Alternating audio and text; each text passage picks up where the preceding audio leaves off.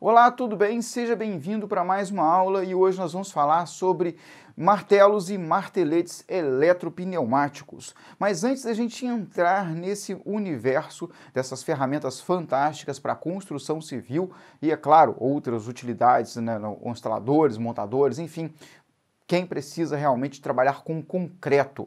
Mas antes da gente entrar nesse assunto, nós precisamos falar sobre as furadeiras de impacto.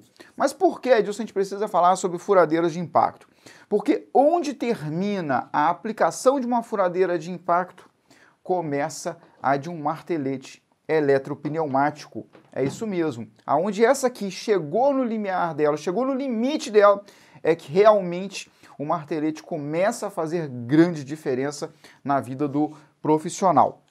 Primeira coisa que a gente precisa entender é o método de funcionamento. Nós já vimos uma furadeira por dentro. A furadeira, ela trabalha com engrenagens. No caso, nós temos engrenagens que vão gerando atrito entre si, num movimento de vai e vem, devido à pressão que a gente exerce no momento do furo aqui no mandril, né, da broca contra a parede, ela tem uma trepidação que vai fazer com que a broca perfure a alvenaria, enquanto o martelete eletropneumático ele possui em seu interior um sistema de pistão que realmente vai dar marteladas, vai dar golpes na broca, fazendo com que ela vá em direção ao concreto, à alvenaria ou ao concreto. Então, na prática, o que isso significa? Fazendo aqui uma rápida alusão, a gente pode dizer o seguinte, é como se, no caso da furadeira, é como se você pegasse uma broca na mão e ficasse esfregando ela ou fazendo leves batidas contra a alvenaria, enquanto um martelete eletropneumático é como se você segurasse uma broca ou uma talhadeira e pegasse uma marreta e desse marteladas, desse golpes contra a parede, ou seja, é muito mais efetivo em termos de aplicação, é muito mais força de golpe, seja ele qual for o tamanho do martelete, com relação a uma furadeira de impacto. Mas as diferenças não param por aí. Nós temos as diferenças da broca e a diferença do mandril. A broca da furadeira é uma haste lisa.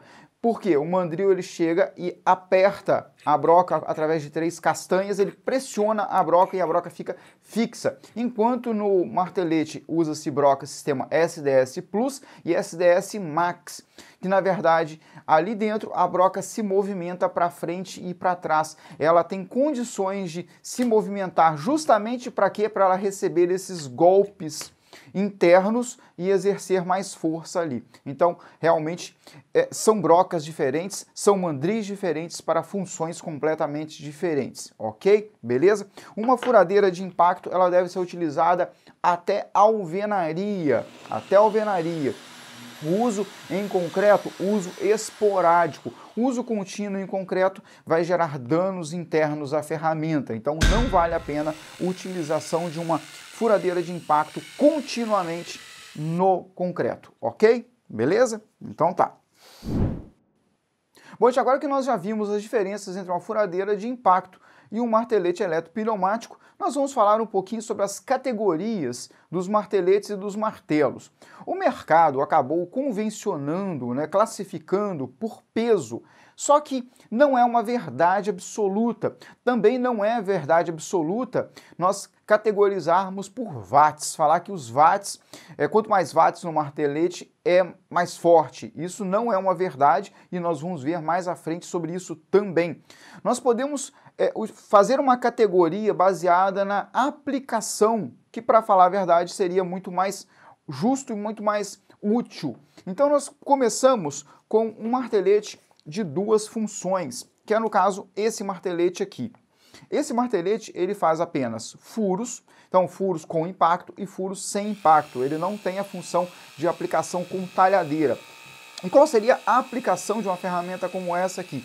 Justamente para aquele instalador, para aquele montador, para aquele profissional da construção civil que precisa fazer furos em concreto continuamente. Furos com maior broca, de maiores bitolas, maiores diâmetros, que precisa fazer furos aonde a furadeira de impacto já não rende mais, já não funciona mais. Então ele consegue, com uma ferramenta que custa aí praticamente o mesmo ou até menos do que uma furadeira de impacto, dependendo do tamanho, do porte da furadeira da marca, nós temos aqui uma ferramenta muito mais efetiva.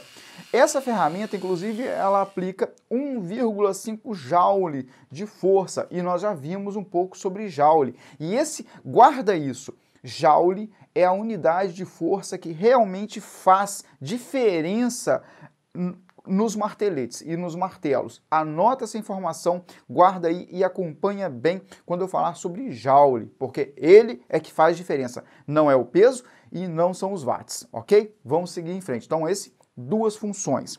Seguindo em frente, nós temos o primeiro, que é chamado inclusive de martelete rompedor, ou martelete 3 funções, ou martelete de 3 quilos, quando a gente fala de peso. No caso, esse aqui, ele consegue fazer, além dos furos, você consegue selecionar a função e trabalhar com uma talhadeira ou uma ponteira para remoções leves. Anote isso, remoções leves. Uma ferramenta como essa aqui não é para cortar uma calçada, não é para cortar uma viga, não é para derrubar uma laje, não é para isso, é para remoções leves. Então ele vai um pouco além do que o anterior. Então se eu preciso retirar um reboco, se eu preciso fazer descascar algo, até mesmo no teto, já que é uma ferramenta aí de 2,8, 3 quilos em média, e que aplica ali normalmente por volta de 2 joules, 2,5 joules, dependendo do modelo. Entre 1,9 e 2,5 joule seria a função desse martelete aqui. E para quem precisa trabalhar sobre cabeça no teto, seria a ferramenta mais indicada para esse sentido, mas nunca para trabalhos realmente muito pesados, ok? Não com a função talhadeira, que seria a segunda função dessa ferramenta. Subindo um pouco a categoria de peso, nós teríamos já a linha dos marteletes de 5 quilos, tá? Essa categoria aqui, a gente já vê que já muda a posição do motor e já muda, em alguns casos, a questão da broca e talhadeira. No caso, ele pode ser SDS Plus ou SDS Max.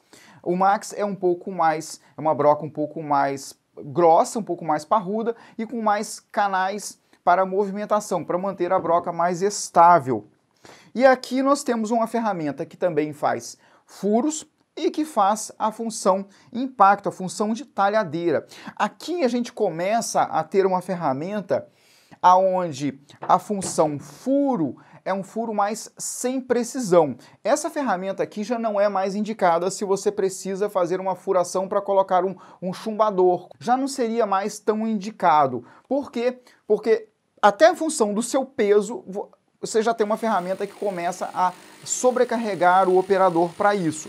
Mas se você precisa fazer um furo passante, um furo para você precisa fazer um furo com uma serra-copo, fazer uma perfuração aonde você vai passar alguma coisa, um duto, um cano, alguma coisa, ok, beleza, já seria essa ferramenta um pouco mais indicada. Agora, se você precisa também da função talhadeira, você já começa a ter uma ferramenta aonde está trabalhando aqui, ó, com 5, no caso desse modelo especial, 5,5 joule de potência. Então você tem já uma ferramenta para você trabalhar mais na horizontal, uma ferramenta indicada para você trabalhar na horizontal ou para baixo, mas para o teto ela já começa, até por uma questão de peso, ela já começa a sobrecarregar o operador para trabalhar no teto. Então, o ideal, até para manter a qualidade de vida e a saúde do operador, seria uma ferramenta indicada para trabalhar horizontal, inclinado ou vertical para o chão, para o piso, ok? Ela já entra também numa condição de ter lubrificação do sistema, então tem uma tampa onde você retira para a colocação de graxa, e isso é muito importante para manter a vida útil do equipamento, tá? Então, agora, se a pessoa precisa realmente de quebrar o tempo inteiro, fazer quebra-quebra o tempo inteiro de concreto, essa ferramenta já começa a não ser a melhor para ele. E por quê? Porque nós temos ferramentas já mais adequadas, como o caso dessa ferramenta aqui. Essa aqui já trabalha com uma talhadeira sextavada, de 17 milímetros, então já não é mais SDS Plus e nem Max, e já começa a entrar numa condição de uma ferramenta que apenas martela, apenas quebra, ok? E lembra que eu falei sobre watts e peso não ser necessariamente o melhor parâmetro? Pois é, eu vou explicar para vocês agora. Bom, agora eu quero fazer um quebra de paradigma aqui com vocês com relação a peso e watts, ok? Vamos lá. Essa ferramenta aqui, só recapitulando, 1.500 watts, categoria de 5 quilos. Essa ferramenta aqui, 1.200 watts, também categoria de 5 quilos, certo? Ok. Essa ferramenta aplica 5,5 joule de força de impacto. Essa aqui aplica 14 joule de impacto. Ou seja, essa aqui, para romper, para quebrar concreto, é muito mais forte. São 2,5 vezes, mais ou menos, 2,5 vezes a mais de força. Então nós quebramos aqui esse paradigma de que peso é uma categoria, de que watts também manda. E qual é a grande diferença entre elas? Por que essa ferramenta, tendo o mesmo peso, tendo menor potência, tem maior força de golpe? A principal diferença está aqui, ó. Primeira coisa, está aqui, tá? Está aqui. A outra coisa, tá vendo o tamanho do pescoço? Eu vou explicar para vocês, só para vocês verem, olha a diferença, ó. Olha o tamanho dessa distância aqui. Imagina o seguinte, que você está martelando, está com uma marreta, uma talhadeira e você precisa quebrar algo. Se você pegar aqui e bater a martelo de pertinho, você tem uma força. Se você esticar o braço e martelar, você tem muito mais força. Então, esse comprimento aqui é o comprimento de golpe, a distância de golpe. Isso faz com que essa ferramenta tenha muito mais potência. E com relação ao peso também, um detalhe que faz muita diferença é que essa ferramenta ela não tem a perfuração, ela simplesmente golpeia. A partir disso, saem daqui de dentro componentes, saem daqui peças das quais ela não vai precisar, que tem nessa aqui, que é o sistema de perfuração. Saindo elementos, ele perde peso. Acrescentando o comprimento do pescoço, ele ganha potência. E é claro, entre outros detalhes, mas basicamente esses dois elementos fazem muita diferença nesse caso. Essa é uma ferramenta que, por ser de 5 quilos, já seria também para trabalhar na horizontal, inclinado, né, ângulo de 45 graus e para o piso, ok? Nós temos também ainda as ferramentas que vão estar ali por volta de 8, 10 quilos, que já seriam mais indicadas para trabalhar em ângulos de 45 graus, porque para o operador trabalhar com 8 a 10 quilos na horizontal, realmente é fadigante para ele e vai acabar causando problemas para o operador nas costas, nos braços, ombros, enfim, lesões por repetição de uso. Então não vale a pena o operador trabalhar dessa forma com uma ferramenta dessa. Bom, agora nós vamos entrar na categoria peso pesado, que já está ali no limite antes de chegar nas britadeiras pneumáticas. Nós estamos falando dos martelos, ó, de 16 quilos, 15 quilos, 16 quilos ou mais. Olha, esse aqui é um camarada que trabalha com uma talhadeira sextavada de 30 milímetros e que já foi projetado para trabalhar exatamente no chão, no piso. Então, essa é uma ferramenta que o operador não consegue trabalhar com ela na horizontal de forma alguma, não consegue trabalhar ou dificilmente ele vai ter condições de trabalhar com ela inclinado em 45 graus, porque realmente ele precisa colocar todo o peso dela para baixo, ok? Não tem jeito, realmente, uma ferramenta para isso. Mas quando precisa de uma ferramenta elétrica para quebra-quebra, para quebrar concreto, realmente, aí a gente começa a entrar na categoria dos 15 quilos ou mais. E qual é a diferença? Olha só, essa é uma ferramenta que tem 1.700 watts, tá? São 1.700 watts. Então nós temos aqui, 1.500 watts, vamos lá, recapitulando, 1.500 watts, 5 quilos, 5,5 joule. Essa aqui Já é uma ferramenta de 1.700 watts, pouquinha coisa a mais em termos de watts, só que ela entrega 50 joules de força. São 50 joules por golpe, ou seja, é muita coisa, gente.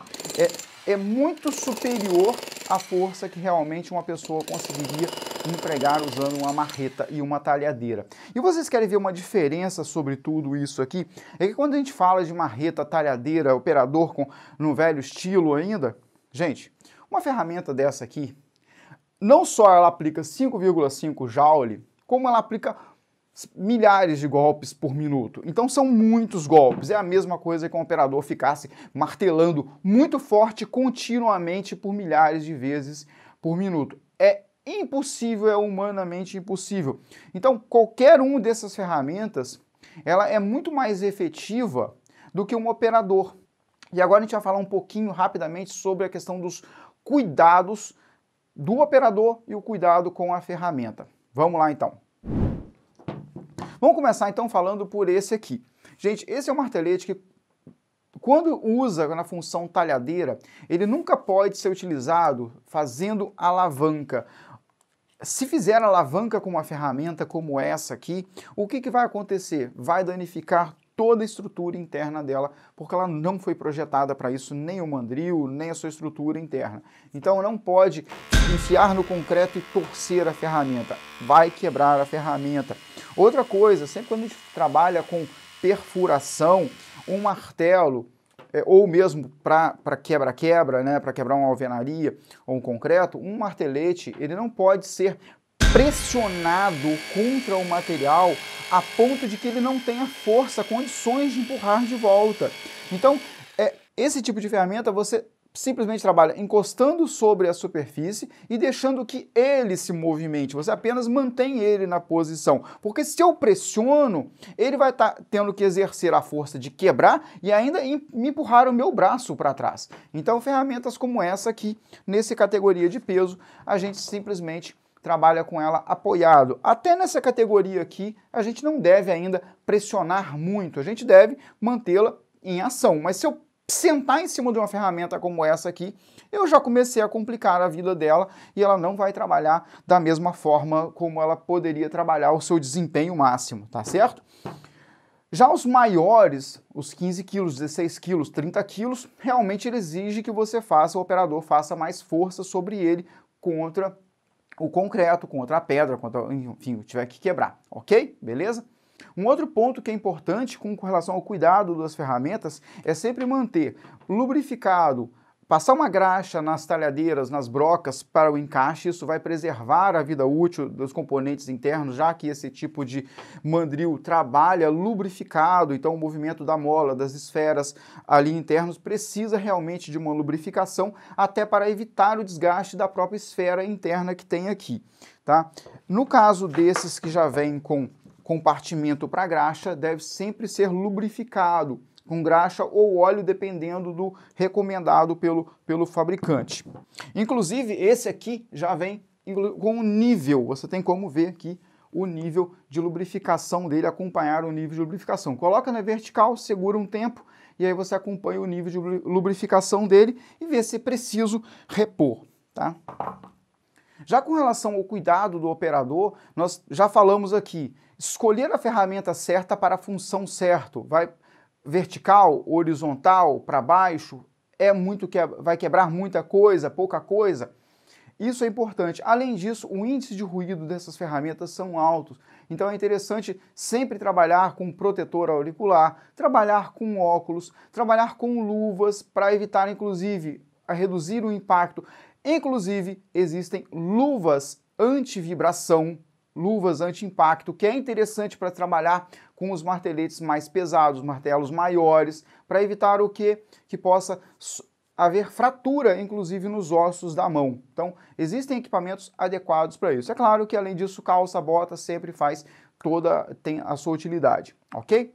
Bom, agora que nós já vimos a questão das categorias, os peso pesado da construção, bom, é claro que a gente não pode sair daqui sem falar de tecnologia, sem inovação. E é claro, quando a gente fala isso de ferramentas elétricas, nós estamos falando de bateria. Olha que coisa linda! Esse é um martelete eletropneumático, 20 volts, motor brushless e com 3 funções, mandril SDS Plus e 3 funções. Sim, dá para utilizar com talhadeira e ponteiro para aquelas mesmas funções de um martelete de 3 kg. Então, para uma remoção leve de cerâmica, um reboco, alguma coisa bem leve, nós já temos aqui, ó, bateria, autonomia total, liberdade para ir onde quiser, trabalhar sem ter um fio embolando no operador, onde que ele pode, inclusive, sofrer um acidente proveniente do fio, cair de uma escada, um andaime. Então, ó, tá aqui, ó, praticidade total com 20 volts e motor brushless. Agora, se ele precisa apenas fazer furos, faz furo o dia inteiro, um instalador, um montador vai precisar fazer furos em alvenaria, furos em concreto, cerâmica, mas a furadeira não é o que... Olha que coisa linda! Eu sou apaixonado por essa ferramenta, tenho a versão anterior a essa. Esse é o H3 da Works, super leve, é muito mais leve do que a maioria das furadeiras de impacto, 20 volts, faz furos com e sem impacto, é eletropneumático, ó. E ao mesmo tempo você ainda pode trabalhar com ele com um adaptador que vem incluso para você fazer furo aí em outros materiais onde não precisa de impacto, ó. Olha que coisa linda para um montador, um instalador de móveis, de antena, enfim, de um modo geral, qualquer instalador não precisa fazer muitos furos. E essa nova versão ainda está vindo, ó, com um coletor de pó. Ainda tem a opção de você sair da casa do cliente, o profissional sair da casa do cliente, deixando tudo limpinho lá com um coletor de pó elétrico. Olha que coisa linda, olha que coisa bacana. Vai me dizer que não vai causar uma boa impressão quando chegar na casa do cliente? Vai me dizer, ainda deixando tudo limpo. Fala sério, não é? Então, é isso, gente. Eu espero que vocês tenham gostado. Mostramos aqui um pouco de tudo que nós precisamos para qualquer profissional e, inclusive, um pouco da tendência de futuro. Na verdade, tendência não, realidade de futuro. O futuro já chegou aqui. É isso, gente. Ó, todos, o meu forte abraço. Até a próxima. Valeu. Fui.